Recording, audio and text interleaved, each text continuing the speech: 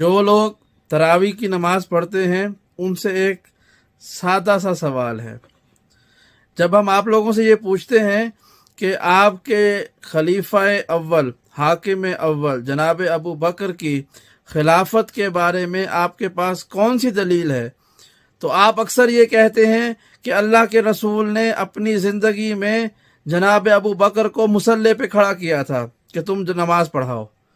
तो लिहाजा इस दलील को आप जनाब अबू बकर की खिलाफत पर एक दलील के तौर पे पेश करते हैं।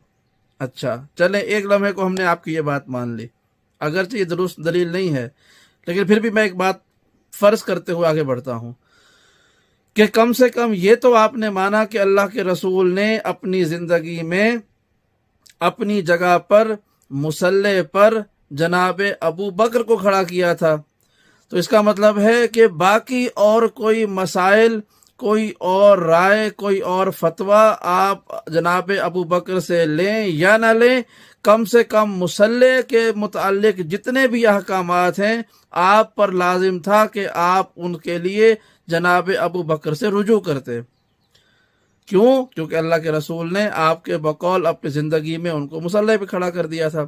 तो अब सवाल ये है कि क्या अपनी ज़िंदगी में जिस शख्स को अल्लाह के रसूल ने अपने मुसल्ले पे खड़ा किया, क्या उसने अपनी ज़िंदगी में कभी मुसल्ले पे खड़े होकर नमाज तरावी की जमात का एहतमाम किया? क्या कभी उन्होंने नमाज तरावी पढ़ाई? क्या उन्होंने लोगों को बुलाया? क्या उन्होंने इसके बारे में कोई एहतमाम किया? तो इसका जवाब मिलेगा नहीं। क्यों?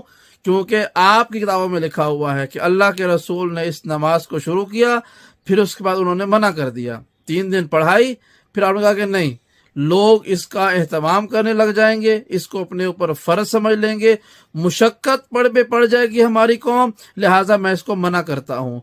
तो अल्लाह के रसूल ने आपके बकौल शुरू किया, फिर 3 दिन के बाद उसको ख़त्म कर दिया, और इसी सुन्नत पर अमल किया हाकिम अव्वल जनाब अबू बकर ने।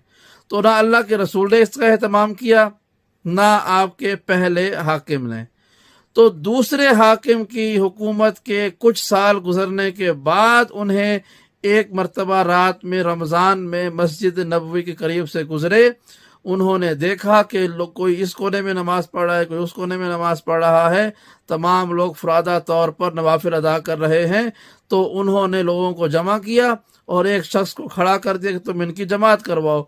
तो फिर क्या था, वो लोग इस बात को हक समझ बैठे और इसका एहतमाम करने लगे। अगले दिन से वो जो बिदअत शुरू हुई थी वो बाकायदा इबादत कहलाने लगी, और आज उसको हमने देखा कि वो इतनी गलतुल आम हो चुकी है कि सारी दुनिया में उसका एहतमाम होता है बाजमात।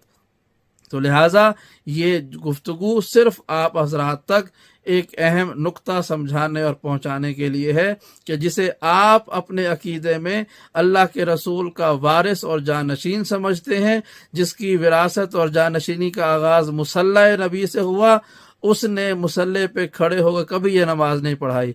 लिहाजा अगर आप हकीकत में सुन्नी हैं और हाकिम अव्वल के चाहने वाले हैं तो आप इस तरावी जैसी बिदअत से बाज आ जाएं। ऐसा ना हो कि आपका ये तरावी पढ़ना नबी और आपके पहले हाकिम की तौहीन और गुस्ताख